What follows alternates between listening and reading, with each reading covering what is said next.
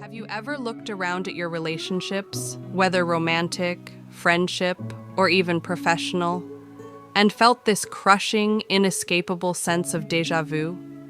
You've changed your clothes, you've changed your location, you've even changed your job, but somehow you keep finding yourself standing across from the same type of person. The one who hurts you, the one who drains you, or the one who inevitably leaves. Maybe they're the person who is always hot and cold, making you feel desperate for their attention. Or the one who is constantly unreliable, forcing you to carry all the emotional weight. It's a pattern so consistent, so painfully precise, that you've probably whispered this question to yourself a million times, late at night, in a moment of utter exhaustion. Why do I keep attracting the same kind of people? The ones who break me every single time. If you're nodding your head right now, I want you to know something gently, right here at the beginning of our conversation. This is not because you are fundamentally unlovable or unworthy of gentle, beautiful love. That is a lie. The real reason is far more subtle, and honestly, it's one of the most significant secrets to breaking this pattern. The real reason is this: your nervous system is still choosing what is familiar, not what is healthy. Let's breathe into that idea for a second. This is where the real shift begins. The harsh truth we rarely acknowledge is this: you do not attract what your conscious mind wants. You attract what your deep, unconscious emotional patterns are prepared for. Think of your body as a highly sophisticated, emotional radar. It's choosing people for you long before your conscious mind gets a chance to think, analyze, or check for red flags. And what did that radar learn to recognize? Think about your earliest memories of connection. Most of us grew up learning what love felt like through our first formative experiences. If those first blueprints of love were inconsistent, if they were confusing, if they felt conditional, meaning you had to do something, perform in some way, to earn being loved, or if they were just plain painful, then your whole internal system began to associate those exact patterns with the very definition of connection. It's a deeply rooted survival mechanism. Your system doesn't register, "This is painful." It registers, "This is a connection I know how to navigate. I know how to survive this feeling." And that familiarity, that predictability of the pain, feels oddly like safety. It's the devil you know. So flash forward to your adult life. You meet someone new.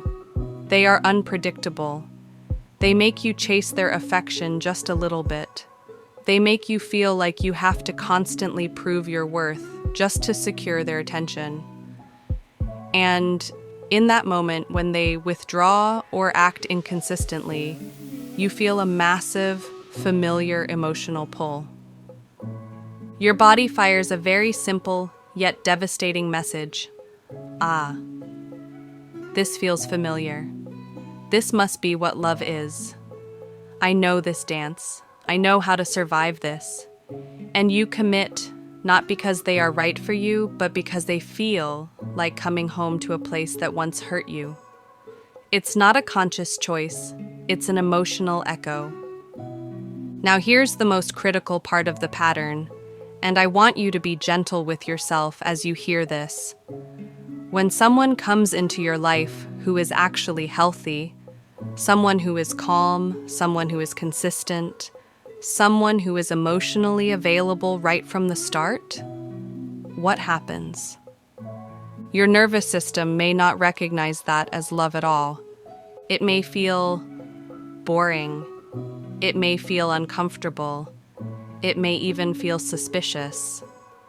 You might start waiting for the other shoe to drop. You might start creating drama where none exists, just to bring the situation back to the familiar chaos your body is programmed for. You are so used to fighting for connection that when it's just given freely, your inner alarm bells go off. You think, this can't be real. Where's the catch? Not because healthy love is wrong, but because you never learned how to feel safe with healthy love.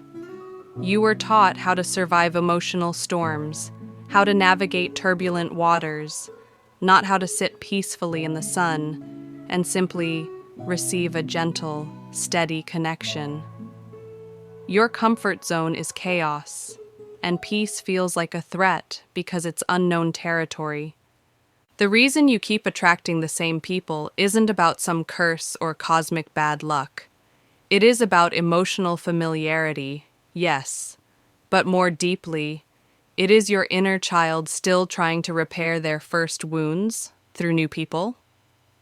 Every time you enter a relationship with someone who echoes that old pain, the unavailability, the inconsistency, the conditional affection, it's the deepest, youngest part of you that's stepping forward and saying, maybe this time I'll get it right. Maybe this time I'll be good enough to make this person stay. Finally choose me. Finally hold me gently. You are, in essence, trying to earn the love you never got in the first place from a new person. You are trying to find an ending that finally heals the beginning. But here is the absolute, soul-shattering truth that will set you free. The healing is not in trying harder to make them stay or trying to get them to change. The healing is in learning what you currently believe you deserve and then consciously, powerfully rewriting that belief within yourself.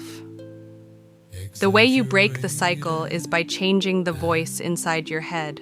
When you start to speak to yourself differently, your entire internal landscape begins to shift.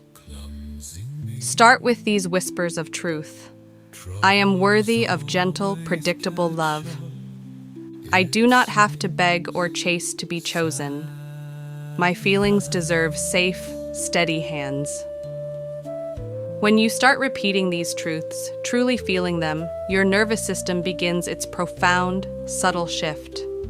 You are essentially retraining your internal radar away from the fire and toward the light. What happens next is incredible. Your boundaries become clearer almost without effort. Your tolerance for emotional chaos, the constant drama, the hot and cold behavior, the chasing, it suddenly drops like an anchor. Your definition of love itself becomes softer, calmer, more steady. And suddenly, the very people you used to chase, the ones who felt so electric and compelling, no longer feel like home. They feel like what you are finally healing from. You recognize the pain, but you no longer feel the pull toward it. This is when your relationships begin to change. And the most beautiful part is that it's not because other people in the world changed. It's because you did. You learn to pause before you attach. That intense, immediate rush of, I have to have them, that you used to mistake for passion. You learn to stop and question it. You ask, what is my nervous system recognizing here? Is this peace, or is this pain dressed up in chemistry? You learn to observe instead of immediately idealizing. You see a person clearly, not a projected fantasy of a savior who will finally heal your old wounds. And most powerfully, you learn to choose yourself before choosing someone else. Choosing yourself means walking away from the familiar person who is wrong for you, even if the silence that follows is temporarily uncomfortable. It means choosing the quiet, stable partner who may feel boring at first, because you realize their stability is the very foundation you've been seeking all along. Slowly, gently, peace becomes the thing your heart recognizes as safety. Not the chaos, not the inconsistency, just a calm, steady connection. As you're listening to this, I want you to take a slow, deep breath with me. And I want you to just whisper 3 truths inside yourself, truths that begin the great outgrowing. I am allowed to outgrow the love that broke me. I am allowed to choose differently now. I am becoming someone who feels safe to love and safe to be loved. You don't have to rush this. You don't have to be perfect tomorrow. Just keep choosing yourself. Keep choosing the quiet peace in all the small moments of your life. That is how true, lasting healing happens. Subtly, quietly, and most tenderly. If this resonated with you, if you felt something soften in your chest as you listened, please know that you are in the right place. You are not broken. You are just learning how to come home to yourself, and it is the greatest journey you will ever take.